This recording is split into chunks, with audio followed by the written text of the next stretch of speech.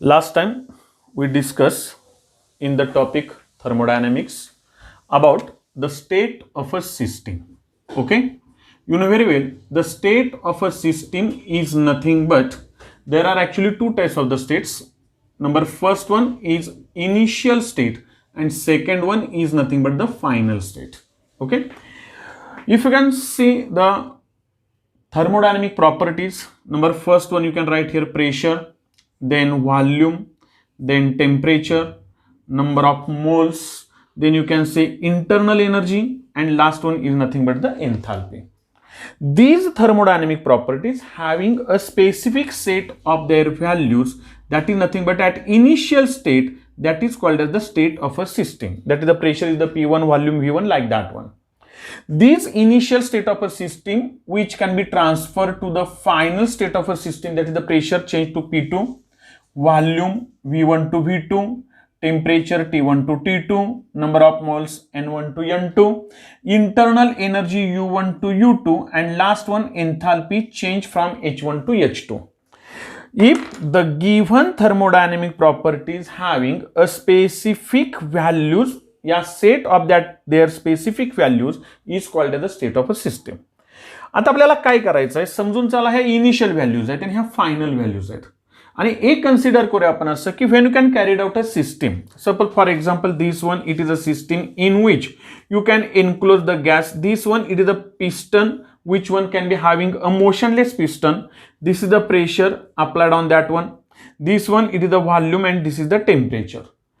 If you can consider the temperature remains constant according to Boyle's law, you know very well, as the pressure decreases, volume goes on increases. That one is nothing but the pressure can be changed. Pressure decreases, at that time volume can be changed from V1 to V2 if the pressure can be changed from P1 to P2. Okay, so at that time what happens here? Temperature remains constant. Temperature जर आपण constant ठेवलं याचा अर्थ initial state मधलं temperature T1 आहे, final state मधलं पण temperature T1च आहे. दोन्हीचा फरक लक्षात घ्या. जर इनिशियल स्टेट मधलं T1, फायनल स्टेट मधलं T1 टेम्परेचर कॉन्स्टंट आहे तर अशा वेळेस त्याला म्हणायचं thermodynamic equilibrium. What is the thermodynamic equilibrium? Thermodynamic equilibrium is nothing but in a given system if the given thermodynamic property remains constant, it does not change from initial state to the final state.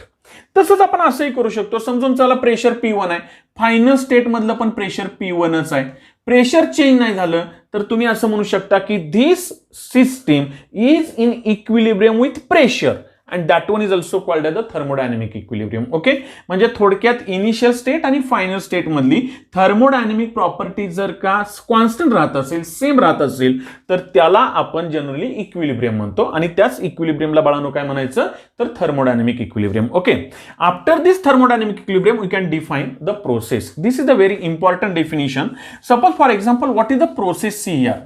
Process म्हणजे काय तर आता आपल्याला एक माहिती आहे कि suppose this one it is the initial state of a system, that is the A, and final state of a system, that is nothing but the B. What happens here? System can be changed from initial state to the final state, from one state to the another state. आता या state मधून इकडे जात असताना सिस्टीमनं जो path वापरलेला आहे, जो वे वापरलाय, जो मार्ग वापरलेला आहे त्याला म्हणायचं process. What is the process? It is very simple. The process is nothing but the path followed by that system. What I say, a path followed by the system when it can be changed from one state to the another state. आता तुम्ही काय म्हणाल की समजून चला बाबा इथून ह्यापासून इकडे गेलो आपण, म्हणजेच काय केलं तर आपण डायरेक्ट गेलो असं. पण मला समजा ए पासून बी पॉइंट पर्यंत जायचं, मी काय करेन तर ए पॉइंट पासून मी सी पॉइंट पर्यंत जाईन, बरोबर.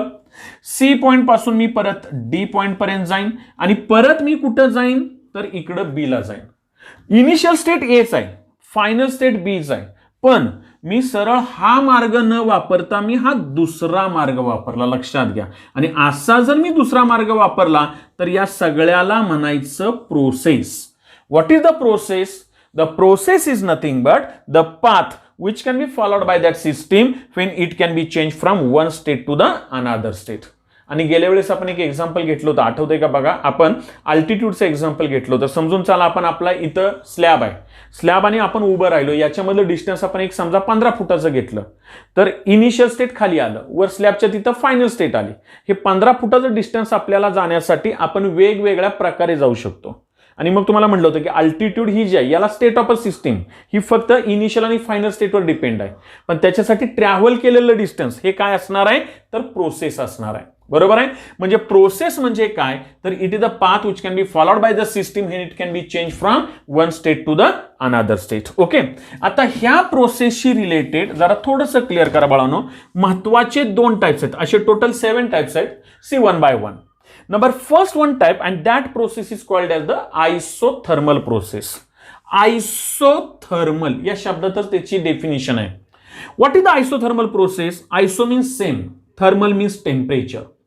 If in a given process, if the temperature remains constant, मी म्हटलं टेम्परेचर कॉन्स्टंट ठेवायचं आहे, 0 नाही. मी काय म्हणतो लक्षात घ्या, टेम्परेचर कॉन्स्टंट म्हणजे याचाच अर्थ काय, तर इनिशियल स्टेट मधलं टेम्परेचर T1, फायनल स्टेट मधलं पण टेम्परेचर T1. आलं लक्षात. म्हणजे when you can consider the temperature can be remains constant if the system can be change from initial state to the final state. म्हणजे जर temperature constant असेल तर at that time that process is called as the isothermal process. For example, आता आपल्याला माहिती आहे initial temperature T1 आहे, final पण T1 आहे, म्हणजे दोघांच्या मधला जर आपण डिफरन्स घेतला आणि that one is nothing but the delta T, the delta T is equal to काय येणार आहे इथं 0.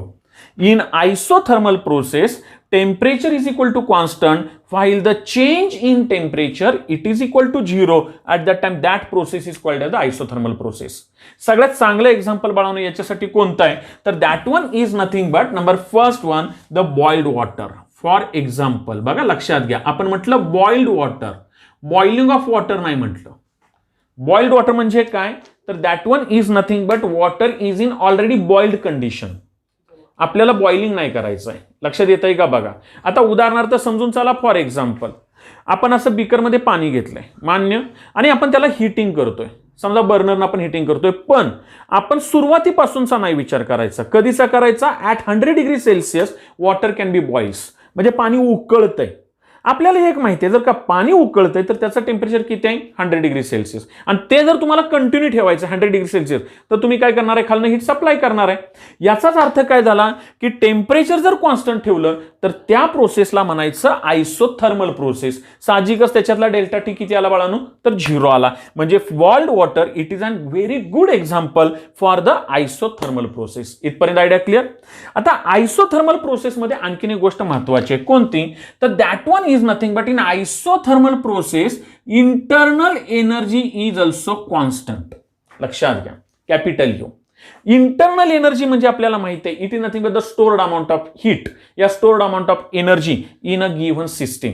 याचा अर्थ काय झाला की समजून चला, फॉर एक्झाम्पल जर का आपण त्या बीकर मधलं जे पाणी घेतलंय आणि त्या पाण्याला आपण हीट दिल्यानंतर 100 डिग्री सेल्सिअस टेम्परेचर आहे, याचा अर्थ 100 डिग्री सेल्सिअस टेम्परेचरला लागणारी जी हीट आहे, जी एनर्जी आहे, ती त्याच्यामध्ये ऑलरेडी साठवून ठेवलेली आहे. बरोबर, आणि ती जी आहे ती कॉन्स्टंट राहणार आहे. का, तर तुम्ही जे समजा पाणी उकळत्या कंडिशन मधलं डोळ्यापुढे आणा बरं का, लक्षात घ्या, उकळत्या कंडिशन मधलं, म्हणजे तुम्ही दिलेली जी हीट आहे ती त्या उकळत्या पाण्यामध्ये नाही साठवणार, ती कुठं जाणार, सराउंडिंगला जाणार. म्हणजे त्या पाण्यामधली साठवलेली जी हीट आहे ना बाळांनो, त्याला म्हणायचं इंटरनल एनर्जी. आणि आता काय सांगतोय व्यवस्थित ऐका, तुम्ही त्याला जी दिलेली हीट आहे, ती दिलेली हीट ही जर का सराउंडिंगला जाते म्हणजे वर्क डन साठी जर जाते, तर त्या टोटल हीट कंटेंटला म्हणायचं enthalpy. What is the internal energy and what is the enthalpy? See first one, internal energy is nothing but the stored amount of heat which is already present in that system. आणि आपण enthalpy म्हटलं होतं total heat content, म्हणजे internal energy plus दिलेली heat work done साठी वापरली का नाही, ह्या दोघांची जर ऍडिशन केली तर आपल्याला मिळणार आहे एन्थाल्पी. दोन्हीचा कन्सेप्ट क्लिअर झाला. ओके, आता जर इथं इंटरनल एनर्जी जर कॉन्स्टंट आहे तर साहजिकच आपल्याला delta U is equal to also काय आलं, 0. म्हणजे in isothermal process two conditions are very important. Number first one, temperature is the constant, at that time internal energy is also constant. That process is called as isothermal process. Okay, number second one, and that one is called as adiabatic process. What is the adiabatic process? See first one. It is also very simple. Adiabatic process is a process in which enthalpy of the system remains constant. Total enthalpy remains constant. जर enthalpy constant ठेवली ना तर त्याला म्हणायचं adiabatic process. याचाच अर्थ याच्यामधला delta H is equal to काय येणार आहे? 0. Suppose for example if the enthalpy is the constant that is nothing but the H1. Initial स्टेटमध्ये H1, फायनल स्टेटमध्ये पण H1 असणार आहे. लक्षात येत आहे का बघा? Delta H is equal to काय झालं? 0. फॉर एक्झाम्पल याच्यासाठी सगळ्यात चांगलं एक्झाम्पल कोणतं आहे? तर it is nothing but a hot tea, okay, placed in thermos flask. लक्षात येत आहे का बघा? Hot tea placed in thermos flask and it is a very good example for the adiabatic process. What happens see first one. जरा समजून घ्या. नाही समजलं मला बिंदास सांगा. समजून चला. फॉर एक्झाम्पल आयसोथर्मलला बॉइल्ड वॉटर आहे आणि ॲडियाबॅटिकला आपण काय घेतलं तर थर्मास फ्लास्कचं एक्झाम्पल घेतलं ज्याच्यामध्ये गरम चहा ठेवलाय आपण. एक साधं एक्झाम्पल घेऊया. समजून चला. मी जर काय गरम चहा घेतला आणि त्या चहाचं टेम्परेचर आपण कन्सिडर करूया की बाबा 80 डिग्री सेल्सिअस आहे. ओके, 80 डिग्री सेल्सिअसला लागणारी हीट एक एक्झाम्पल म्हणून आपण घेऊया 80 किलो जूल आहे. मान्य? आता समजा ही इनिशियल स्टेट झाली. आपण थर्मास फ्लास्कमध्ये चहा आपण पॅक केल्यानंतर अगदी थ्रूआउट काय म्हणून आपण डे, थ्रूआउट वीक असं काही टेम्परेचर कॉन्स्टंट नाही राहणार. एक थोड्या वेळासाठी राहील. It's okay, no problem. पण काही वेळानं का होईना त्या चहाचं टेम्परेचर थोडं का होईना कमी होईल. कन्सिडर करा ते झालं 50 डिग्री सेल्सिअस. अगदी 4 तासानं, 5 तासानं, 10 तासानं, 12 तासानं, 24 तासानं, व्हॉट एव्हर 50 डिग्री सेल्सिअस झालं. याचा अर्थ काय झालं की त्याच्यामधली हीट किती राहिली तर आवर कन्व्हिनियन्ससाठी आपण असं म्हणूया की 50 किलो जूल. मग आता इथं इनिशियल स्टेट मधली ही साठवलेली एनर्जी म्हणजे इंटरनल एनर्जी आली. ही आली U1. लक्षात येत आहे का बघा? ही काय झाली तर U2. इंटरनल एनर्जी कमी झाली कारण टेम्परेचर कमी झालं. आता डोक्यात आलं का? पण याच्यामधलं जे 30 किलो जूल जी हीट आहे, 30 किलो जूल हीट, ही 30 किलो जूल हीट थर्मास फ्लास्कमधनं बाहेर नाही गेली. जोपर्यंत आपण झाकण ओपन करत नाही का नाही तोपर्यंत ती बाहेर नाही जाणार आहे. म्हणजे थर्मास फ्लास्कमध्ये विचार केला तर इंटरनल एनर्जी 50 किलो जूल आहे आणि ही बाजूला गेलेली हीट जी आहे 30 किलो जूल ही एकत्रच आहे, 80 किलो जूलच आहे. म्हणजे याची जर का एन्थाल्पी घेतली तर ती 80 किलो जूल आहे एक्झाम्पलसाठी आणि इथं पण एन्थाल्पी घेतली H2 तरी ती सुद्धा किती आहे तर 80 किलो जूलच आहे. लक्षात घ्या.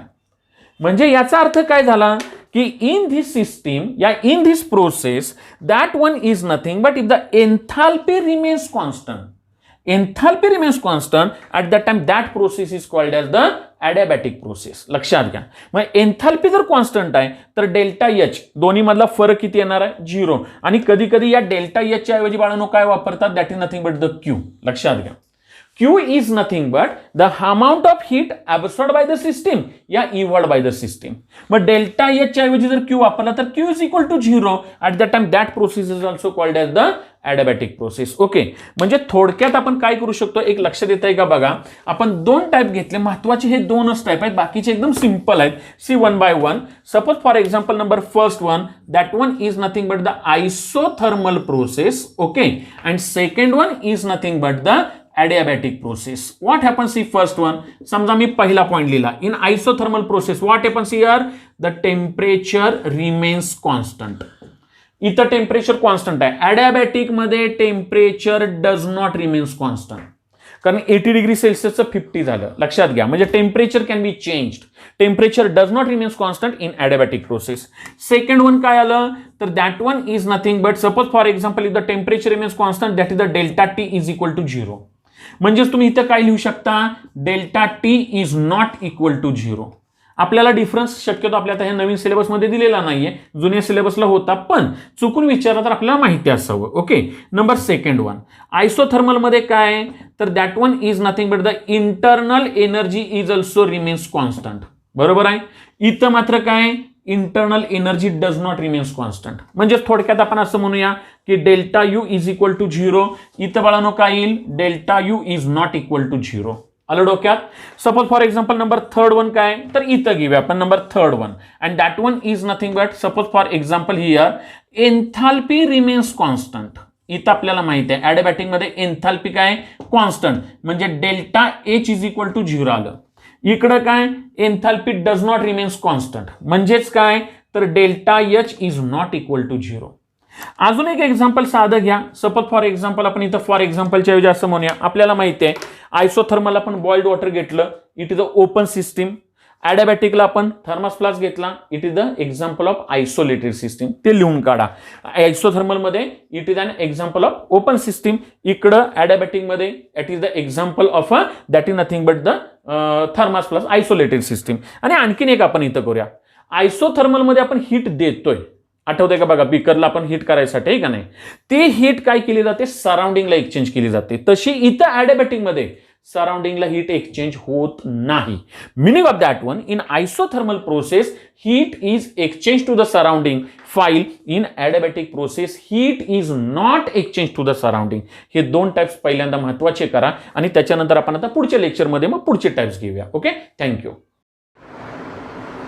Now we discuss about different types of process. You know very well, last lecture we discussed about these two types of process, isothermal process and adiabatic process. In isothermal process, you know very well, temperature remains constant, internal energy also remains constant, but the enthalpy is not constant. In adiabatic process, in case of that one, temperature is not constant, internal is also not constant, but enthalpy is the constant. थोडक्यात isothermal temperature constant, adiabatic enthalpy constant, एवढं लक्षात ठेवायचं. Okay, the next type and it is nothing but the isobaric process. आता आपल्याला माहिती आहे iso same, baric means pressure, आणि प्रेशरचं एक युनिट आहे बार. आठवतंय का बघा, प्रेशर आपण ॲटमॉस्फिअरमध्ये मोजतो, बारमध्ये मोजतो, न्यूटन पर मीटर स्क्वेअरमध्ये मोजतो. म्हणजे याच्यावरून लक्षात ठेवायचं, प्रेशरचं युनिट जर बार आहे, जर प्रेशर कॉन्स्टंट आहे तर मग मात्र त्या प्रोसेसला काय म्हणायचं, आयसोबारिक प्रोसेस. आता तुम्ही फसता कुठं तेही सांगतो. In this process pressure remains constant, pressure is not zero. लक्षात घ्या, delta P is equal to 0 आलं. का delta P is equal to 0 आलं, तर इनिशियल स्टेट मधलं प्रेशर P1 आणि फायनल स्टेट मधलं पण प्रेशर P1च. लक्षात येत आहे का बघा, म्हणजे दोघांच्या मधला फरक 0 आहे, प्रेशर 0 नाही. इथं परत एकदा सांगतोय, म्हणजे pressure remains constant while the delta P is equal to 0. At that time it is called the isobaric process. Okay, number next one, isochoric process. आता आयसोकोरिक प्रोसेस म्हणजे काय, तर iso means same, choric volume. In a given process, the system can be changed from initial state to the final state, and which can be having the volume remains constant, no change in volume. Volume जर constant राहिला तर delta V is equal to 0 येणार आहे. म्हणजेच इथं आपल्याला माहिती आहे initial volume V1, final volume पण V1च असणार आहे. लक्षात घ्या, volume remains constant, delta V is equal to 0. At that time that process is called as isochoric process. Is that clear? म्हणजे हा आपला नेक्स्ट टाइप झाला. नंबर नेक्स्ट वन, हा एक महत्वाचा आहे, irreversible process, and next one is the reversible process. आता last इयरमध्ये आपण इक्विलिब्रियम टॉपिक जो शिकलाय त्याच्यामध्ये आपण दोन टाइप ऑफ रिॲक्शन शिकलाय, irreversible reaction and reversible reaction. आपल्याला माहिती आहे irreversible reaction is nothing but the reaction which can be indicated by only single arrow.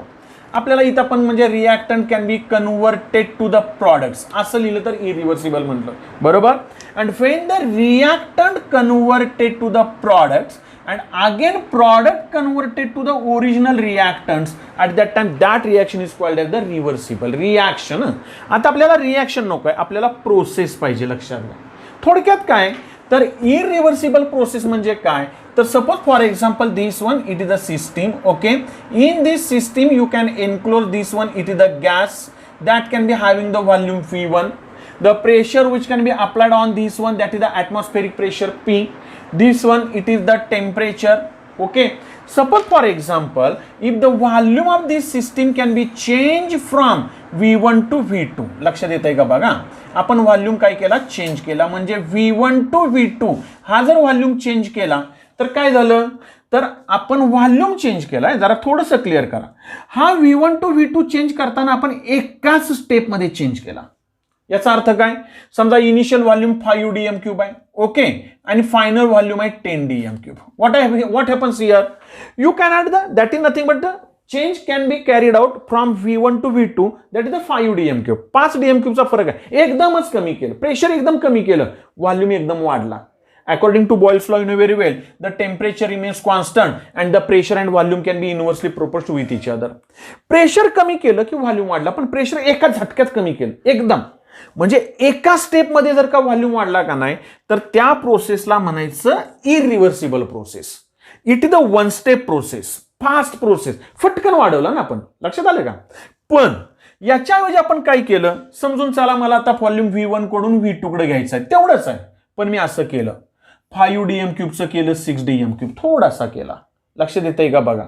म्हणजे मी काय केलं की बाबा परत थोडंसं प्रेशर कमी केलं, परत आणखीन वाढवण्याचा प्रयत्न करतोय. असं थोडंसं समजून चला, परत आणखीन एक स्टेप वापरली, आणखीन एक स्टेप वापरली. अशा जर का नंबर ऑफ स्टेप्स वापरल्या, म्हणजे 5चं 6 केलं, 6चं 7 केलं, हळूहळू हळूहळू, तर मेनी स्टेप प्रोसेस असेल का नाही तर त्याला म्हणायचं रिव्हर्सिबल प्रोसेस. लक्षात येत आहे. म्हणजे थोडक्यात काय करायचं आहे तर समजून चला, फॉर एक्झाम्पल आपण असं म्हटलं की वरच्या बाजूने जे फोर्सेस आहे त्याला ड्रायव्हिंग फोर्स म्हणूया आणि वरनं अपोज त्याला अपोजिंग फोर्स म्हणूया. लक्षात येते का बघा. मग ड्रायव्हिंग फोर्स आपण आता समजून चला, 5 DM क्यूब आहे इनिशियल व्हॉल्यूम, हा 10 DM क्यूब आहे final volume. Initial to final एकाच स्टेपमध्ये गेलं म्हणजे काय झालं, driving forces are much more greater than the opposing force. अपोजच नाही झाला ना, डायरेक्ट वर गेलो आपण. आता लक्षात येत आहे. पण एका स्टेपमध्ये झालं इरिव्हर्सिबल. पण आता काय झालं की तुम्ही इथून इथपर्यंत जायचंय, तुम्ही वर निघालाय पण अपोज होतोय, परत थोडं खाली आला, परत वर जायचा प्रयत्न करताय अपोज होतोय, परत वर जायचा प्रयत्न करताय अपोज होतोय. म्हणजे ड्रायव्हिंग फोर्स जेवढा आहे त्याच प्रमाणात तुम्हाला अपोज फोर्स आहे. असं जर असेल तर मग मात्र त्या प्रोसेसला म्हणायचं रिव्हर्सिबल प्रोसेस आणि तो स्लो असणार आहे. It is the many step process. साधं एक्झाम्पल घेऊ का बाळांनो, म्हणजे लक्षात येतं बघा. व्यवहारातला पण एक्झाम्पल घेऊया की तुम्ही सायकल चालवताय, लक्षात घ्या, आणि ती सायकल चालवत असताना तुम्हाला अजिबात हवा सुटलेली नाही, काय नाही, तुम्ही म्हणजे एकदम फास्ट जाताय, सायकल फास्ट जाते, इरिव्हर्सिबल प्रोसेस. पण तीच कंडिशन आपण असा विचार करूया, तुम्ही सायकल चालवताय पण जोराचा सोसाट्याचा असा वारा सुटलाय. तुम्ही काय करता, पुढे जायचा प्रयत्न करता आणि वारं तुम्हाला मागे ढकलत असतंय, बरोबर आहे. तुम्ही पुढे जायचा प्रयत्न करता, तुम्हाला अपोज होत असतोय. मग तुम्ही जाता, लक्षात घ्या, पुढे जाताय पण तुम्हाला तो स्लो प्रोसेस झाला. अशा वेळेस ड्रायव्हिंग आणि अपोजिंग फोर्सेस यांच्यामधला जर का डिफरन्स एकदम कमी असेल ना तर त्याला म्हणायचं रिव्हर्सिबल प्रोसेस. आलं डोक्यात. आणि last one, that is nothing but the cyclic process. It is very simple, you know very well. If the system can be change from initial state to the final state through this one, म्हणजे या इकडे गेलं आणि परत आहे असं original समजून चला सिस्टीमला आलं, स्टेटला आलं. म्हणजे system can be change from initial state to the final state, again it can be comes to its original state. एक सायकल पूर्ण केलं तर त्या प्रोसेसला म्हणायचं cyclic process. So there are total 7 types of process. So these are the 7 types of process. आता याच्यामध्ये आपण जरा याच्याशी रिलेटेड मग नंतर पुढच्या आर्टिकलमध्ये आणखीन आपल्याला जिथं लागेल तिथं आपण आणखीन जास्त डिस्कस करूया. ओके, चालेल. Thank you very much.